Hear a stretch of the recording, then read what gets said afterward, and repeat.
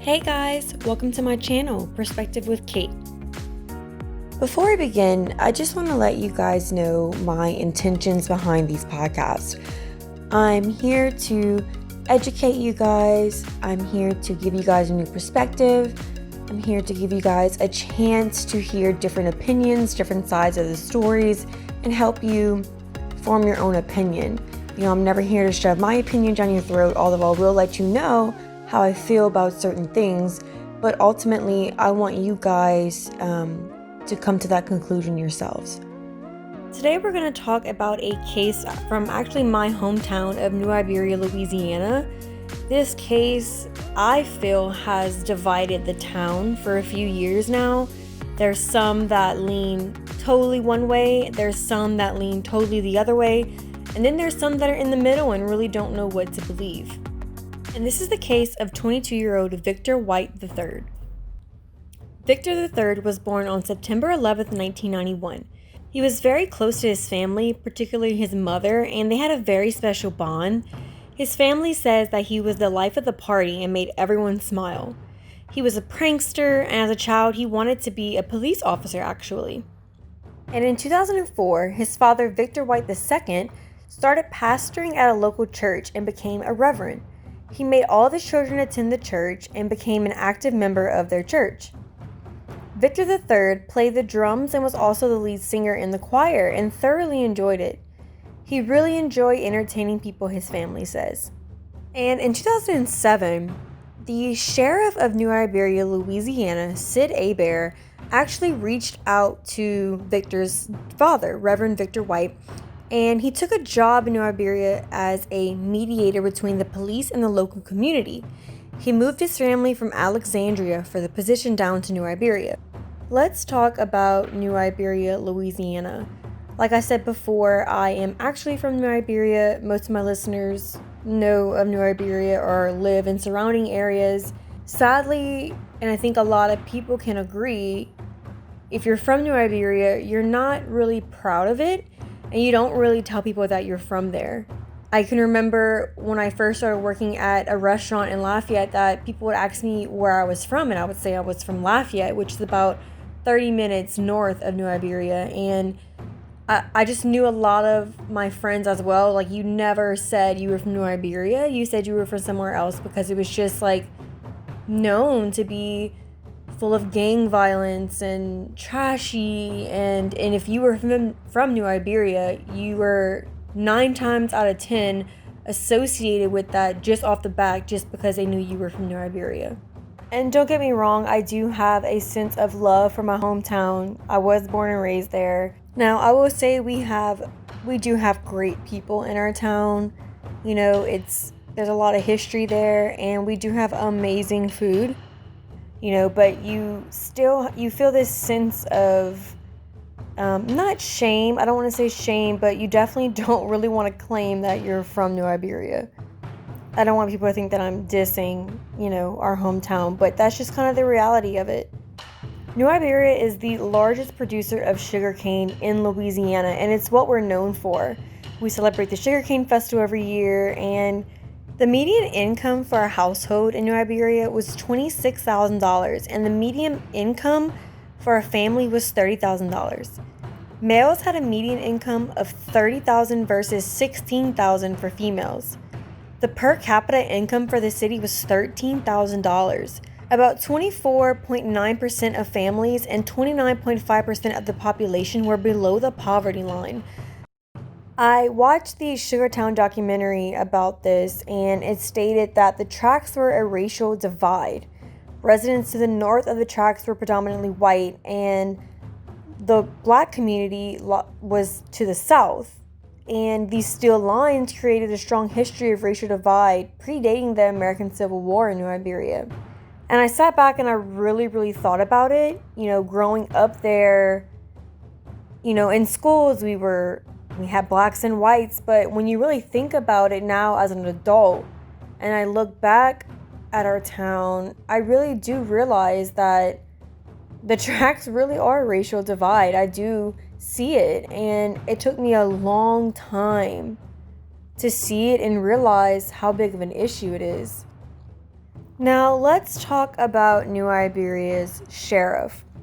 Well, before 2007, we had Sid Abear, and Sid Abear was more of a community guy. He really was out there doing outreach work with the community, trying to really pull everyone together.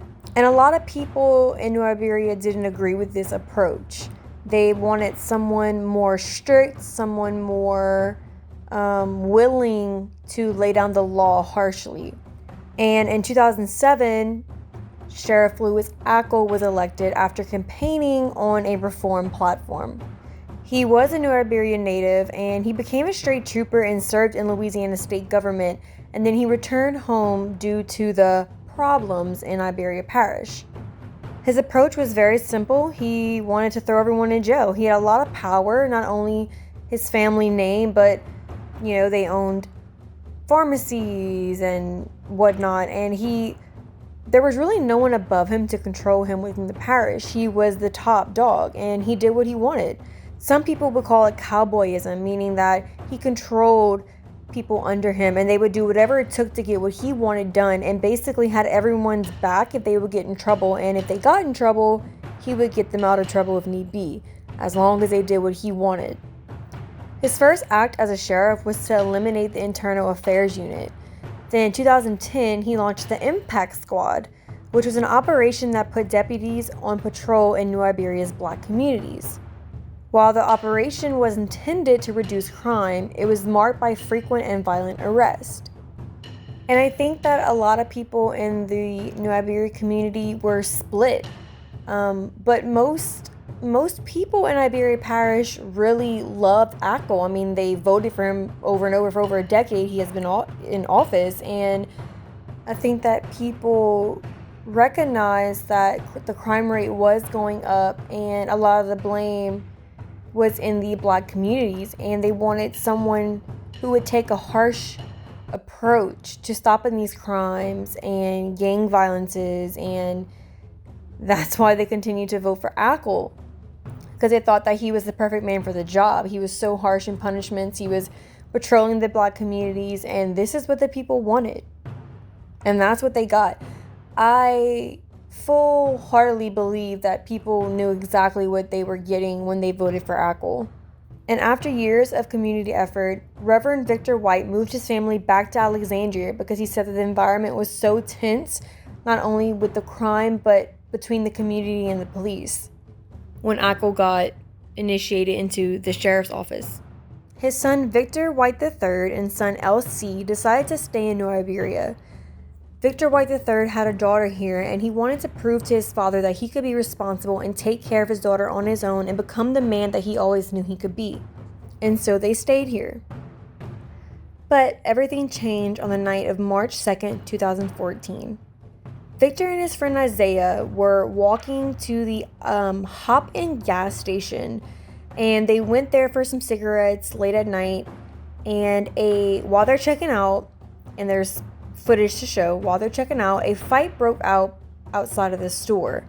And you can see that they walk into the store calmly, they check out, they make their purchase, and when they walk out, Isaiah said that he heard someone yell gun, so they continued to mind their business and hurry home.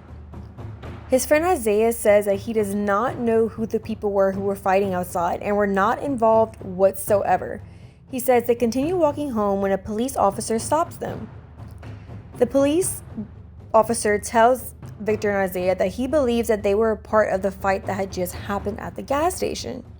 And this police officer actually knew Victor from a prior incident, and so he began searching Victor, and he found a bag of marijuana in his front pocket. And this is Officer Justin Ortiz. He then put Victor in handcuffs, and Victor was very compliant. Isaiah says he did not put up a fight, there was no struggle. And they tell Isaiah to leave, and that this was actually the last time he ever saw Victor. On the early morning of March 3rd, 2014, Reverend Victor White gets a phone call from his son LC. And LC explained to his father that Victor III was dead and that the police were picking him up to explain to him what had happened to Victor. So Reverend and his wife drive all the way from Alexandria at 5 a.m. to come down to New Iberia to find out what had happened to their son. When they arrived at the police station, they didn't allow them to see their son at all. They had to wait for the state police to get there. When they finally see their son's body, Reverend Victor White explains that from the top of his left eyebrow all the way down to the bottom of his jawbone, he was beaten. He says that he had been hit so hard, and he knew this because his left eye was actually turned in. And Reverend began asking questions about what happened to his son, and they tell him that they can't tell him just yet because it was under investigation. And the Reverend says that this is when he knew that something very wrong had happened, and he began reading from his Bible over his son's dead body and weeping over him. By daybreak of March 3rd, Reverend had spent hours trying to find out what happened to his son overnight. Later that morning, Victor's sister got a phone call from a friend saying that the police had put out a statement on Facebook.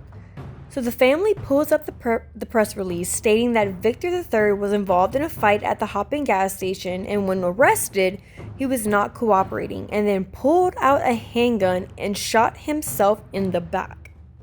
And his family was extremely upset. They had been there all morning asking for an explanation, and then all of a sudden, they plaster his death all over Facebook saying that he committed suicide. And right off the bat, his parents knew that this was not the correct story and that this is not what happened.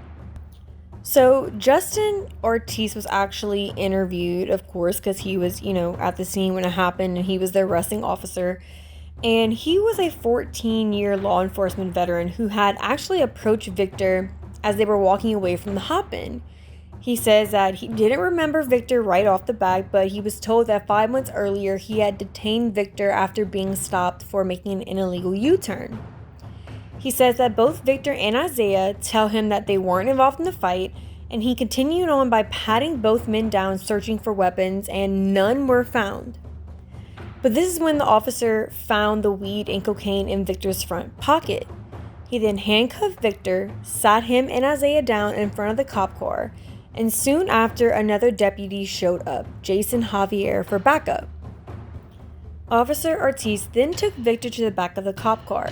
He read him his rights, and apparently Victor said he wasn't going to speak to him about the drugs, so Officer Ortiz then contacted the Lieutenant Schmidt, and Lieutenant Schmidt said when he arrives, Victor was already in the back of the cop car. He tells Officer Ortiz to take him in, and he requests a narcotics agent. When they arrive at the police station, Officer Ortiz states that Victor was pleading with him not to take him to jail and that he couldn't go to jail again.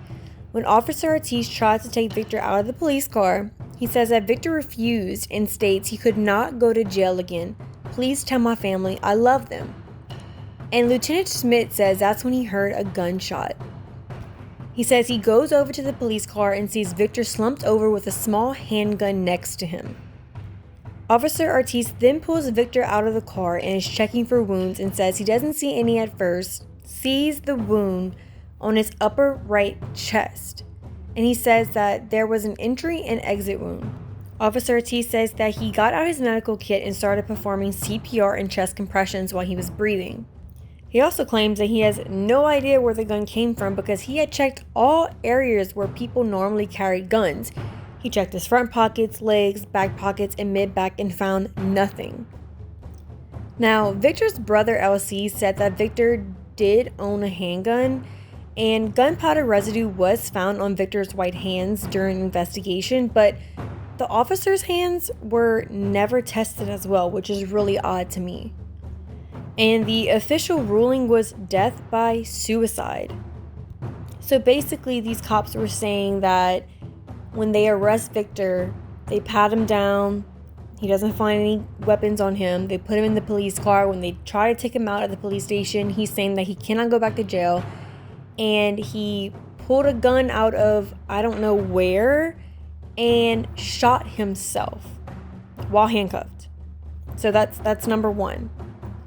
And his family said there was no way that he shot himself, not only because he was literally handcuffed from behind, but because Victor had a zest for life. He was working at Waffle House to support his daughter and his family, and says that his daughter was his reason for living and that he would never do anything to leave her behind. Reverend Victor White actually went back to the Hop-In gas station to retrace his son's steps. And the same worker that was working the night that Victor was shot was actually there that day. And the worker showed him the videotape of his son while at the register and joking with his friends, and saw that he actually wasn't even involved in the fight.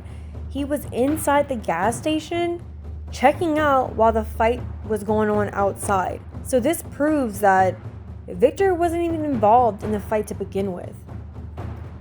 His family still wasn't getting any answers from anyone, so they contacted civil rights attorney Carol Powell Lexing, and they explained what had happened to their son and that they needed help. And she agreed to help the family because she agreed that something was not right in this case.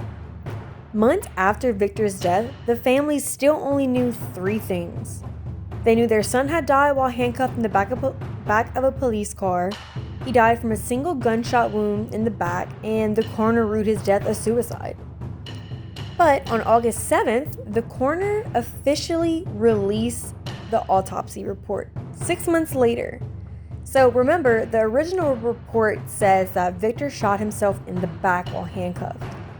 Well, the autopsy report says that the gunshot wound was through his front chest. So now you're telling me that he shot himself in his chest, but he was handcuffed behind his back. I just need to know how this is humanly possible. His family was stunned, and so was the community. And although the community was, some of us were stunned about this, they still had people in our community saying that, oh, well, maybe he shouldn't have been walking out late at night. Maybe he shouldn't have weed on his body. Maybe he shouldn't have. People were still justifying his death. And they were justifying him getting shot or killing himself. Like, they were believing that, even with this evidence, that he shot himself in the back of this police car, even though evidence was stating otherwise. I mean, guys, how is it physically possible for someone to be handcuffed behind them but shoot themselves in the front?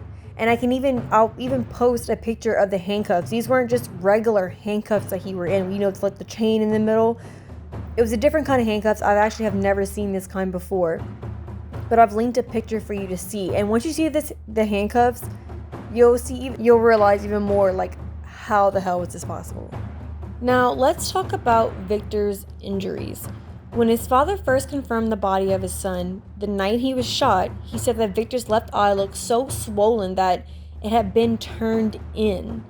And that correlated with the autopsy report as well. Carol Lexing decided to visit the Hop-In gas station and view the video footage from that night herself, just to verify that Victor had not been in a fight that night, because if he wasn't involved in a fight, where did those bruises and scratches on his face come from?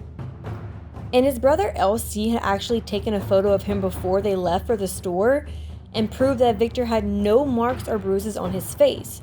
And his friend Isaiah had also recently bought a brand new phone, so he was also taking photos and has a video footage of him as well walking to the gas station, and he has no marks on his face beforehand. And he also wasn't involved in the fight, so you can ask again, where did these marks and bruises come from if he wasn't involved in the fight and he didn't have them before being arrested? Also, from the police body cam, you can see that Officer Ortiz thoroughly checked Victor's entire body for a gun, not once, but twice. I mean, he found a tiny bag of weed and cocaine, but you couldn't find a gun on his person? I mean, no one is buying into that narrative. And instead of parking near the front entrance of the police station to take Victor White into the station, he parked all the way in the back parking lot, meaning he would have had to walk all the way around to bring Victor in. Now, Officer Ortiz says under oath that this is apparently standard procedure, but that seems really odd to me, especially because it was the darkest area of the parking lot and there were no cameras there either. And there was also no video footage from outside or inside the police car. But it turns out that his car was actually equipped with cameras, but they were not only not recording, but they were turned facing forward instead of inside of the back of the police car. So that's a little weird to me as well. In September of 2014, the state police department do their own investigation, and they also conclude that Victor White committed suicide. And this was a huge blow to Victor's family. I mean, what more do you need to prove that there was no humanly way possible that this man could have shot himself in the chest while being handcuffed behind his back? I mean, it's mind-blowing. It's mind-boggling. Like, I just cannot wrap my head around it. And so Victor's family took matters into their own hands, and they established the Justice for Victor White Foundation and created the hashtag Justice for Vic and Houdini Handcuff Killing. And these hashtags really got his story into the hands of different bloggers and media, and the family was willing to speak to anyone and everyone that would get their story out there. And they organized rallies, they pushed out to surrounding towns, and eventually they were contacted by NBC News, and Hannah Rapley started following their story and was interested in helping the family get closure and also bring more exposure to it. And when it was on the Rachel Maddow show, it went worldwide and hit national news, and it blew up. And this was a huge win for the family. And everyone was talking about this case. And by December 8, 2015, the U.S. Department of Justice closed their investigation into Victor White's death, citing insufficient evidence. But soon after all of this, Victor's story went national, and the family started getting hundreds of phone calls and emails sharing similar stories or stating that similar things or worse had happened to them or their family members by the Iberia Parish Police Department. There were allegations of abuse, excessive force, not only during arrest but while in jail as well. They started receiving tons of video footage of police raiding gatherings in the Black communities, using excessive force and so on. And it got really crazy. And some of these stories were truly horrific. One guy stated that he got pulled over and didn't even know what for. So, he got a little rowdy. He was handcuffed. He was put on his knees, and the officer put a bullet between his teeth and told him that if he dropped the bullet, he would blow his effing brains out. I mean, how terrifying is this to think that all of the things that this department has done to people? I mean, it's really sad. And it sounds like a freaking mob to me that ACL had been running for a decade. And who knows what went on the time that he was in office. And again, ACL's main goal was to imprison, and he had harsh punishments. And Louisiana already has about 40,000 incarcerated people in our prisons. Over the last 4 decades, the prison population has grown over 30 times faster than the state's population. And there's an incentive to lock people up. You get paid to lock people up. It's like $25 to $35 a day for every person they lock up. And over the years since ACL was in office, they had several reports and complaints of excessive forces, beatings, using dogs viciously, and 8 people in the last 10 years have died in the hands of ACL's department. There was an actual video footage released of an inmate that they said was being violent, and they put the inmate on the ground, hands crossed behind his head. They let the dogs viciously attack this inmate. They toyed and played with this inmate like a toy. And once the video was released to the USJD, they came in and investigated ACL, and it got real. Other claims were things like the officers would bring inmates into the chapel because it didn't have any cameras, and so they would beat them for 15 minutes to teach them lessons. Also in 2014, 16-year-old DeQuinton Thompson committed suicide at the Iberia Parish Jail.